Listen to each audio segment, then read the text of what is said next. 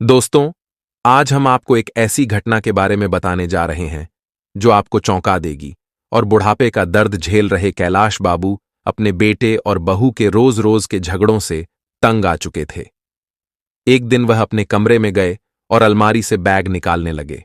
Bag में उन्होंने कुछ जोड़ी कपड़े रखे, फिर भारी मन से अपनी पत्नी की तस्वीर उठाई और बोले, कितने प्यार से पाला था हमने अपने इकलौते लाडले बेटे को।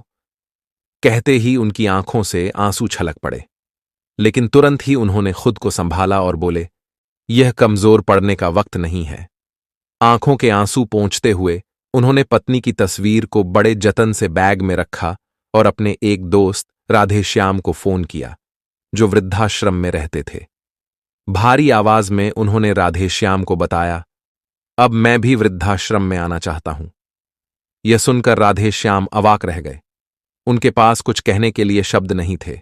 कैलाश बाबू ने केवल इतना कहा, मैं रोज रोज के कलह से अब और नहीं जूझ सकता। कैलाश बाबू अपने दोस्त को फोन पर यह कहकर विदा हुए, 1 घंटे में तुम्हारे पास पहुंच रहा हूं। फिर उन्होंने अपना बैग उठाया और घर छोड़ने के लिए तैयार हो गए। जब वे बाहर जाने लगे तो उन्होंने देखा कि उनका बेटा और बहू कमरे में बैठकर चाय और स्नैक्स का आनंद ले रहे थे, परंतु दोनों में से किसी ने यह नहीं पूछा कि वह बैग लेकर कहां जा रहे हैं, और ना ही किसी ने उन्हें रोकने की कोशिश की। रोज रोज के अपमान और जिल्लत से त्रस्त कैलाश बाबू ने घर को हमेशा के लिए छोड़ दिया और वृद्धाश्रम पहुंच गए। कुछ ही समय में वहां उनके कई मित्र बन गए। वे सभी के साथ बातें करते, अपनी पुरानी यादें साझा करते और रोज सुबह की सैर और एक्सरसाइज भी करते। धीरे धीरे कैलाश बाबू को वृद्धाश्रम में सुकून मिलने लगा। उन्हें घर की अपेक्षा वृद्धाश्रम का माहौल बेहतर लगने लगा। वृद्धाश्रम में सभी लोग मिलकर खाना खाते थे, जबकि घर में रोज की कलह ने कैलाश बाबू का दिल पूरी तरह तोड़ दिया था। वे अक्सर अपनी पत्नी की तस्वीर से बातें करते हुए कहते, तुम तो मुझे पहले ही छोड़कर चली गईं, पर अब बेटे ने भी मेरा साथ नहीं दिया। जिस बेटे के लिए मैंने अपना पसीना पानी की तरह बहाया, उसने भी मुझे भुला दिया। एक दिन कैलाश बाबू वृद्धाश्रम के प्रांगण में टहल रहे थे, तभी वृद्धाश्रम के बाहर एक कार आकर रुकी। आश्रम के सभी लोग उस कार की ओर देखने लगे, मन में सोचते हुए कि आज फिर कोई अभागा बुजुर्ग इस आश्रम में अपना ठिकाना ढूंढने आया है। कैलाश बाबू ने देखा कि कार से एक नौजवान लड़का उतरा और उसके बाद एक अधेड़ उम्र की महिला, जो शायद उसकी मां थी। वह लड़का अपनी मां का हाथ पकड़कर उसे बाहर निकालने लगा। महिला की उम्र लगभग 65 वर्ष रही होगी और उसने सिर पर पल्लू लिया हुआ था, जिससे उसका चेहरा सही से दिखाई नहीं दे रहा था। थोड़ी ही देर में कार से करीब 30-35 वर्ष की एक अन्य महिला उतरी, जिसके हाथ में एक बैग था। उस महिला ने बैग बुजुर्ग औरत के हाथ में थमाया और फिर उनसे कुछ बातचीत करने लगी। बुजुर्ग महिला चुपचाप उसकी बातें सुन रही थी, जैसे उसमें बोलने की ताकत ही न हो। कुछ ही देर बाद वे दोनों महिलाएं कार में बैठकर चली गईं और बुजुर्ग महिला वृद्धाश्रम के बाहर कुछ समय तक खड़ी रही। उसकी आंखों में आंसू थे, जिसे वह चुपचाप पोंछने लगी। फिर भारी मन से वह महिला आश्रम में प्रवेश कर गई। जैसे ही उसने कैलाश बाबू की ओर देखा, उसने अपने सिर के पल्लू से चेहरे को छुपा लिया और बिना कुछ कहे महिला विभाग की ओर चली गई।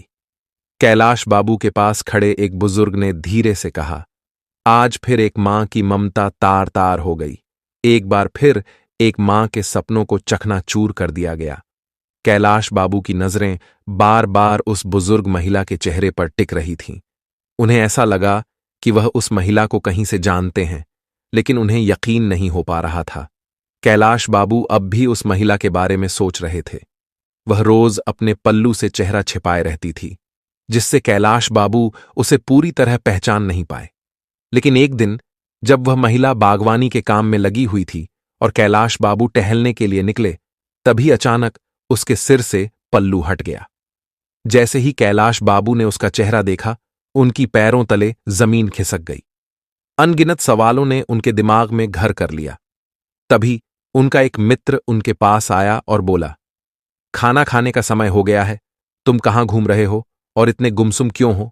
सभी लोग नाश्ते की मेज पर बैठे हैं और तुम्हारा इंतजार कर रहे हैं, इसलिए मैं तुम्हें बुलाने आया हूं। क्या बात है, कोई परेशानी है? कैलाश बाबू ने झूठ बोलते हुए कहा, अरे नहीं, कुछ भी तो नहीं, बस थोड़ा टहलने के लिए बाहर निकला था, अभी आ रहा हूं। जब वे खाने की मेज पर बैठे तो उनकी नजरें बार बार जानकी देवी को ढूंढ रही थीं। वे उनसे पूछना चाहते थे कि आखिर ऐसा क्या हुआ कि उन्हें वृद्धाश्रम आने की नौबत आ गई। जानकी देवी का तो पूरा परिवार था और वह हमेशा कहती थीं कि वह अपने बेटे और बहू के साथ बहुत खुश हैं। फिर आज ऐसा क्या हो गया? कैलाश बाबू ने एक अन्य व्यक्ति से पूछा। 2 दिन पहले जो महिला वृद्धाश्रम में आई थी, वो आज खाना खाने क्यों नहीं आई है? उस व्यक्ति ने जवाब दिया, वो माता जी आज बहुत दुखी हैं, इसलिए उन्होंने खाना खाने से मना कर दिया है। परेशान भी क्यों ना हो, आखिर उनके बेटे और बहू ने जो उनके साथ किया, ऐसा तो कोई दुश्मन के साथ भी न करे। वे बार बार अपने घर को याद कर रही हैं और सुबह से अपने कमरे में बैठकर रो रही हैं। इसीलिए उनका ध्यान भटकाने के लिए उन्हें बागवानी करने का काम दिया गया है। यह सुनते ही कैलाश बाबू के मन में कई विचार उमड़ने लगे।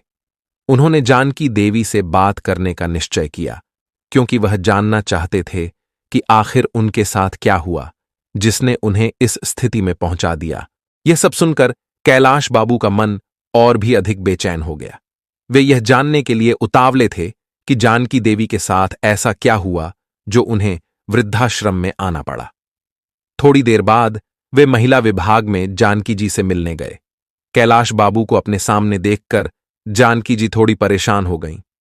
कैलाश बाबू ने धीमी आवाज में कहा, मैं जानता हूं कि आपने मुझे पहचान लिया है, लेकिन क्या आप मुझे यह बता सकती हैं कि आप इस हालात में कैसे पहुंची? जानकी जी ने कुछ नहीं कहा, पर उनकी आंखों में आंसू छलक आए।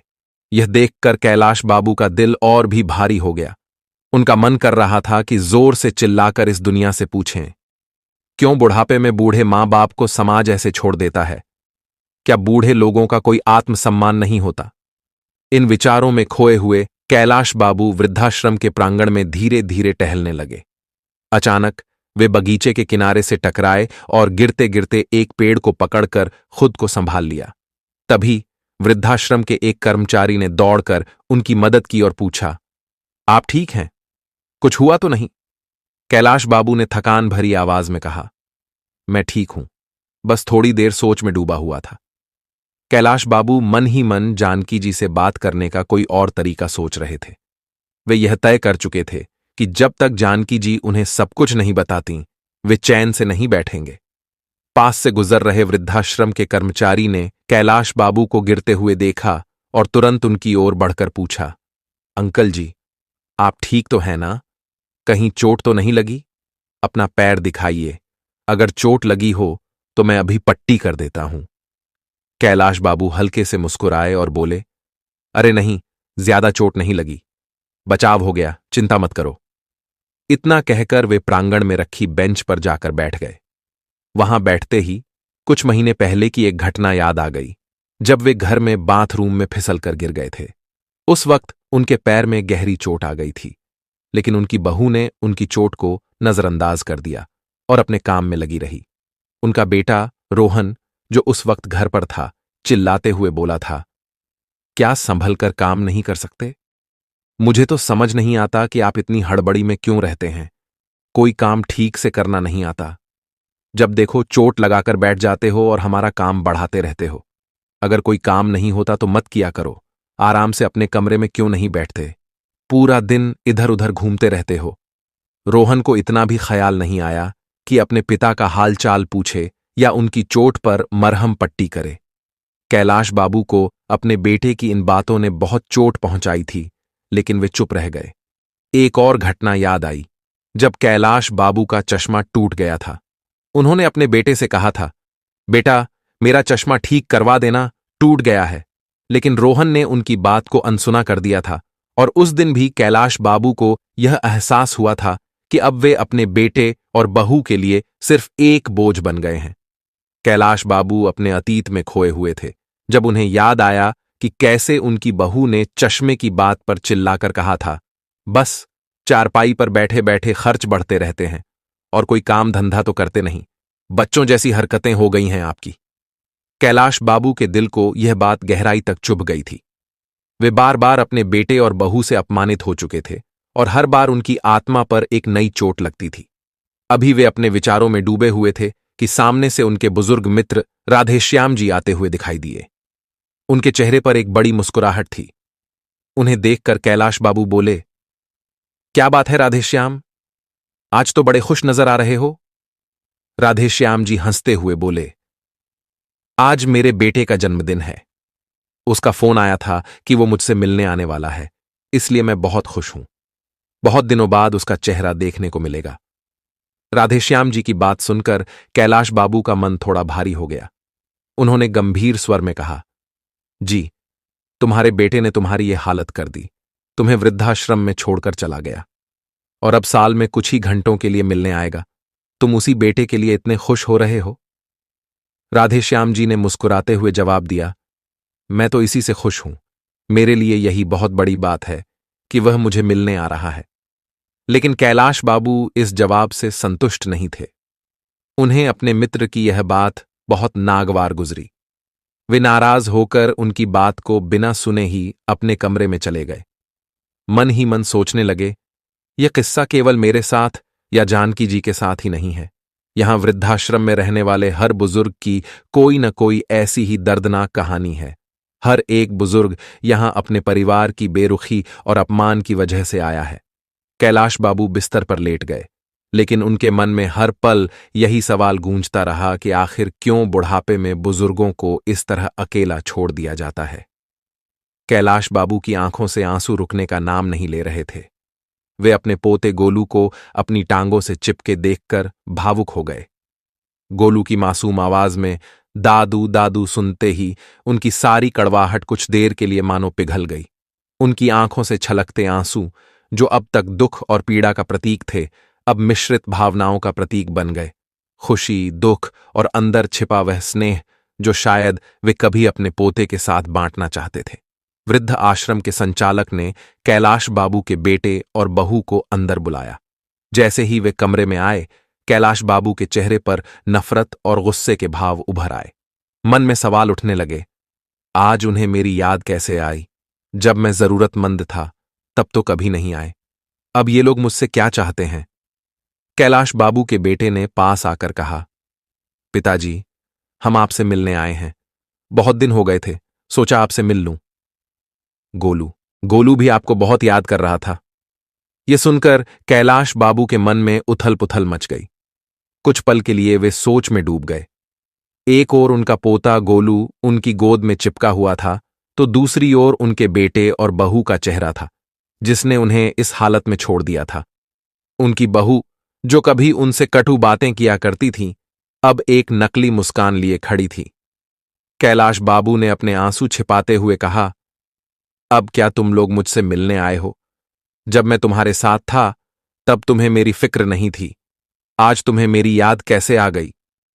उनके बेटे ने थोड़ा झिझकते हुए कहा, पिताजी, हमसे गलती हो गई। आप घर चलिए, हम अब आपको वृद्धाश्रम में और नहीं रहने देंगे। यह सुनकर कैलाश बाबू की आंखों में आंसू फिर से भर आए, लेकिन इस बार वे आंसू अपने अपमान और उस बीते वक्त की याद में थे जब उनका अपमान बार बार किया गया था। उन्होंने हल्की आवाज में कहा, अब मेरी आदत यहां की जिंदगी से हो गई है। तुम लोग जाओ, मैं यहीं ठीक हूं। उनके बेटे ने फिर से समझाने की कोशिश की, लेकिन कैलाश बाबू का मन अब ठहर चुका था। वे जानते थे कि यह बस एक पल की माफी थी, लेकिन जख्म जो उनके दिल पर लगे थे, वे इतनी आसानी से नहीं भर सकते थे। गोलू ने उनके हाथ को पकड़े हुए कहा, दादू, आप घर चलो ना, मैं आपके साथ खेलूंगा। कैलाश बाबू ने अपने पोते के सिर पर हाथ फेरा और हल्की मुस्कान के साथ कहा, गोलू बेटा, दादू यहीं ठीक है। जब तुम्हें दादू की याद आएगी तो तुम मुझसे मिलने आ सकते हो। ये कहते हुए कैलाश बाबू की आंखों में आंसू छलक पड़े और उन्होंने धीरे से अपना पोता अपनी गोद से उतार दिया। उनके बेटे और बहू ने कुछ देर और मनाने की कोशिश की, लेकिन अंत में कैलाश बाबू के निर्णय के आगे वे हार गए। जब वे वापस जाने लगे तो कैलाश बाबू की आंखें उन्हें दरवाजे तक जाते हुए देख रही थीं। मन में कई सवाल और भावनाएं उमड़ घुमड़ रही थीं, लेकिन अब वे जान चुके थे कि उन्हें इस वृद्धाश्रम में ही अपनी जिंदगी के बाकी दिन बिताने होंगे। कैलाश बाबू की आवाज में दृढ़ता और गुस्सा साफ झलक रही थी। वे अपने बेटे और बहू से कह रहे थे, आज तुम मुझे सिर्फ अपनी इज्जत बचाने के लिए बुला रहे हो, क्योंकि रिश्तेदार पूछेंगे कि तुम्हारे पिताजी कहाँ हैं। अगर तुम्हें मेरी इतनी फिक्र होती तो इतने महीनों तक एक बार भी मेरा हाल पूछने की जरूरत महसूस होती। लेकिन नहीं, तुम लोगों ने मुझे यहां छोड़ दिया और कभी पलटकर भी नहीं देखा। अब जब अपनी इज्जत का सवाल आया तो हाथ जोड़कर मुझे लेने आ गए हो। कैलाश बाबू का चेहरा गुस्से और आहत भावनाओं से भर गया था। वे बोलते रहे, तुम लोग कितने स्वार्थी हो गए हो। जब तक मैंने अपना सब कुछ तुम पर लुटाया, तुमने मुझे घर में रखा। अब जब मेरी जरूरत खत्म हो गई तो मुझे यहां भेज दिया। अब मैं वापस उस घर में नहीं जाऊंगा। यह वृद्धाश्रम ही मेरा घर है और मैं यहीं रहूंगा। ये कहते हुए उन्होंने अपने बेटे की ओर गुस्से से देखा और फिर अपना चेहरा दूसरी ओर मोड़ लिया। उनका बेटा और बहू, जो इस उम्मीद में आए थे कि शायद वे कैलाश बाबू को मना लेंगे, अब समझ गए थे कि उनके पिताजी का फैसला अंतिम है। गोलू, जो अभी भी अपनी मासूमियत में दादू के पास खड़ा था, कुछ समझ नहीं पा रहा था। कैलाश बाबू ने गोलू को देखा और उनके दिल में हल्की सी कशमकश हुई, लेकिन फिर उन्होंने अपनी भावनाओं को दबा लिया। उन्होंने अपने बेटे की ओर इशारा करते हुए कहा, अब चले जाओ यहां से, मुझे और परेशान मत करो। उनका बेटा निराश और शर्मिंदा महसूस कर रहा था। वह जानता था कि उसने अपने पिता के साथ गलत किया है, लेकिन अब कोई भी माफी या स्पष्टीकरण कारगर नहीं था। बहू, जो अब तक चुप थी, ने भी महसूस किया कि कैलाश बाबू की बातों में सच्चाई है। वे दोनों गोलू को लेकर भारी मन से वहां से चले गए और कैलाश बाबू एक बार फिर अपने कमरे में अकेले रह गए। कैलाश बाबू ने अपनी आंखों में भरे आंसुओं को रोकने की कोशिश की, लेकिन उनके दिल में जो घाव थे वे अब और गहरे हो चुके थे। उन्होंने अपनी पत्नी की तस्वीर को उठाया और कहा, तुम चली गईं, लेकिन तुम्हारा यह बेटा, उसने भी मुझे अकेला छोड़ दिया। कैलाश बाबू की आंखों से अब आंसू बहने लगे, लेकिन उन्होंने खुद को संभाला। वे जान चुके थे कि अब उनकी जिंदगी का बाकी समय इस वृद्धाश्रम में ही गुजरेगा, जहां लोग कम से कम उनके साथ हंसी मजाक और बातें करते हैं और उन्हें वह अपनापन मिलता है जो उनके अपने घर में उनसे छिन चुका था। कैलाश बाबू अपने अतीत की यादों में खोए हुए थे। सुधा की प्यार भरी बातें, उसका ख्याल रखना और हर छोटी छोटी बात पर ध्यान देना, यह सब उन्हें बहुत याद आ रहा था। लेकिन फिर वे अपने बेटे और बहू के व्यवहार पर लौट आए। वे सोचने लगे, सुधा होती तो कभी मुझे इस हालत में नहीं आने देती, लेकिन अब जब वो नहीं है, मुझे हर बात के लिए झुकना पड़ता है, हर छोटी छोटी चीज के लिए तरसना पड़ता है। उस रात कैलाश बाबू का मन बहुत भारी था। वे गोलू के जन्मदिन की पार्टी में जरूर शामिल हुए थे, सबके साथ हंसे और बात की, लेकिन उनके मन में एक अजीब सी खामोशी छाई हुई थी। वे जानते थे कि इस सब के बावजूद उनके बेटे और बहू के मन में कोई खास बदलाव नहीं आया है। वे बस अपनी इज्जत बचाने और समाज की नजरों में अच्छा दिखने के लिए यह सब कर रहे थे। रात में अपने कमरे में सोते वक्त कैलाश बाबू ने ठान लिया कि वे अगले दिन एक ऐसा कदम उठाएंगे जिससे उनके बेटे और बहू को समझ आए कि उनका प्यार और देखभाल दिखावटी नहीं हो सकती। उन्हें दिखाने की जरूरत थी कि वे अब अपनी जिंदगी के इस चरण में झुकने वाले नहीं हैं। अगली सुबह जब सब लोग जागे तो कैलाश बाबू अपने बैग की पैकिंग करने लगे। उनके बेटे और बहू ने पूछा, पिताजी, आप क्या कर रहे हैं? कैलाश बाबू ने शांत स्वर में कहा, मैंने पहले ही कहा था कि मैं सिर्फ गोलू के जन्मदिन के लिए आया हूं। अब मैं वापस वृद्धाश्रम जाऊंगा। यहां भी अगर घर में इज्जत न मिले तो ऐसी जिंदगी का क्या मोल? कैलाश बाबू अपनी पत्नी की यादों में खोए हुए थे। उन्हें पता भी नहीं चला कि कब उनकी आंख लग गई। जब सुबह उठे तो देखा कि बेटा और बहू रेखा दोनों तैयार खड़े थे। जैसे ही कैलाश बाबू बाहर आए, रेखा बोली, पिताजी, तैयार हो जाइए, आपको वापस वृद्धाश्रम छोड़कर आते हैं। रेखा के मन में विचार चल रहे थे कि कहीं पिताजी हमेशा के लिए रुकने का मन न बना लें, इसलिए जल्द से जल्द उन्हें वृद्धाश्रम छोड़ देना ही ठीक होगा। कैलाश बाबू उनकी बातें सुनकर हैरान तो हुए, लेकिन बेटे और बहू की मंशा को वह भली भांति समझ चुके थे। इसीलिए बिना कुछ कहे वे जल्दी से नहा धोकर तैयार हो गए। जब वृद्धाश्रम जाने के लिए गाड़ी में बैठने लगे तो उन्होंने देखा कि रेखा के चेहरे पर संतोष भरी मुस्कान थी। मन ही मन कैलाश बाबू सोचने लगे, चलो बेटा, आज तुम्हें ऐसा सरप्राइज दूंगा कि तुम वृद्धाश्रम का नाम लेना भी भूल जाओगे। ऐसा सोचते हुए वे गाड़ी में बैठ गए। एक बार पलटकर अपने घर को निहारा और फिर मन में कहा, ठीक है, जहां मन को शांति मिले वहीं रहना चाहिए। यहां तो बेटा और बहू मुझे निकालने की जल्दी में है, तो कल भी क्या करूंगा। वृद्धाश्रम ही ठीक है, जहां मैं अपने हिसाब से खाता हूं, अपने हिसाब से रहता हूं और अपने मनपसंद काम करता हूं। यहां कोई चिकचिक नहीं होती। कैलाश बाबू ने मन ही मन सोचा। जैसे ही गाड़ी वृद्धाश्रम के सामने रुकी, बेटा और बहू उन्हें गाड़ी से उतारने लगे। कैलाश बाबू भी चुपचाप गाड़ी से निकले और अंदर जाने लगे, लेकिन अचानक रुक गए। पीछे मुड़कर अपने बेटे और बहू को आवाज दी। वे दोनों गाड़ी में बैठने ही वाले थे, तभी कैलाश बाबू की आवाज सुनकर रुक गए। कैलाश बाबू ने कहा, वापस मत जाओ, मुझे तुम्हें किसी से मिलवाना है। यह सुनकर बेटा और बहू उनके पीछे पीछे चल पड़े। वृद्धाश्रम के प्रांगण में पहुंचने के बाद कैलाश बाबू ने वहां काम करने वाले एक व्यक्ति से कहा, जानकी जी को बुला दो। कुछ ही देर में जानकी जी बाहर आईं और जैसे ही कैलाश बाबू के बेटे ने उन्हें देखा, वह हैरान रह गया। बहू रेखा के चेहरे पर तो जैसे किसी ने पानी फेर दिया। वह घबराई हुई सी दौड़कर जानकी जी के गले लग गई और फूट फूट कर रोने लगी।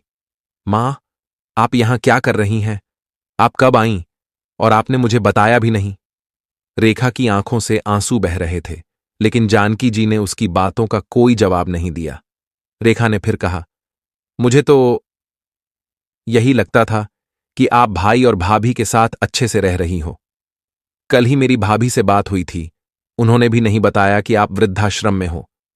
मैं कितने दिनों से पूछ रही थी कि मां से बात नहीं हो रही, मां कहाँ है? एक बार तो मेरी बात करवा दो। तब भाभी ने कहा था कि आप तीर्थ यात्रा पर गई हो, इसलिए बात नहीं हो पाएगी। और मैंने भी मान लिया कि आप तीर्थ यात्रा पर गई हो, लेकिन मुझे क्या पता था कि उस जालिम औरत ने आपको वृद्धाश्रम में छोड़ दिया है। अपनी बेटी की बात सुनकर जानकी जी फूट फूट कर रोने लगीं। बेटा, तुम्हारे भाई और भाभी झूठ बोल रहे थे। मुझे 1 महीने पहले ही वे यहां वृद्धाश्रम में छोड़ गए थे। रेखा ने गुस्से में कहा, लेकिन मां, आप मुझे फोन करके बता तो सकती थीं, मैं तुरंत यहां पहुंच जाती। उन लोगों की हिम्मत कैसे हुई आपकी साथ ऐसा करने की? रेखा अपनी मां से लिपट गई और रोते हुए बोली, मैं आपको फोन करके कैसे बता सकती थी?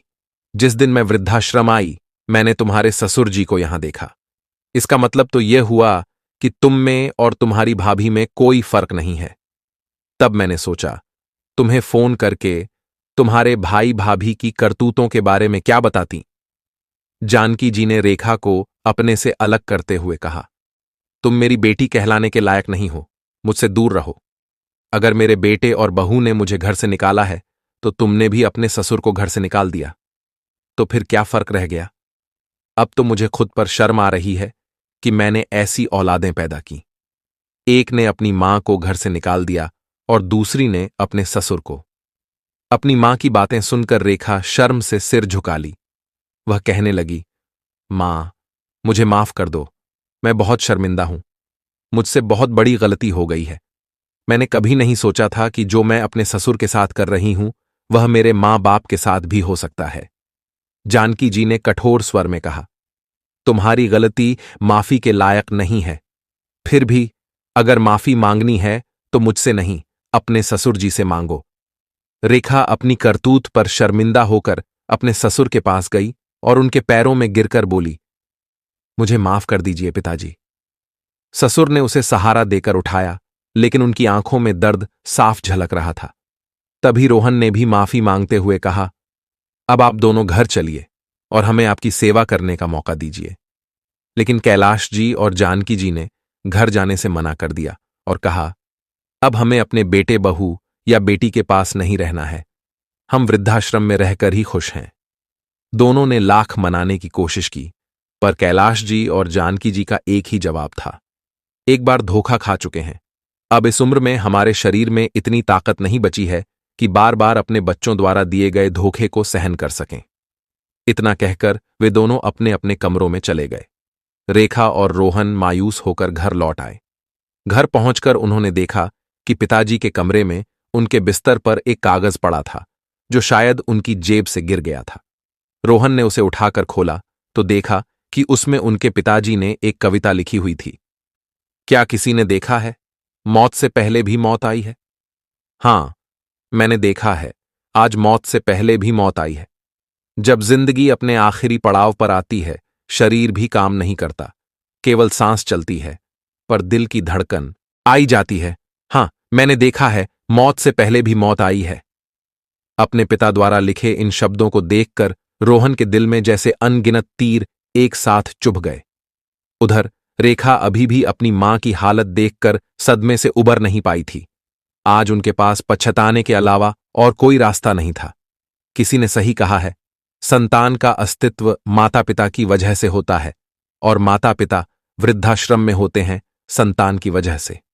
दोस्तों, इस कहानी को सुनाने का मेरा उद्देश्य किसी को परेशान करना या भावनाओं को आहत करना या किसी के दिल को दुखाना नहीं था, बल्कि आपको जागरूक, सचेत और अलर्ट करना था। इस पूरे वीडियो को देखकर आपका मन गदगद हो गया होगा। ऐसी ही और कहानियों के लिए हमारे चैनल को लाइक, शेयर और सब्सक्राइब जरूर करें। आपकी क्या राय है? कृपया अपनी राय निष्पक्षता के साथ कमेंट बॉक्स में जरूर दें। जहां भी रहिए, सचेत रहिए, सुरक्षित रहिए।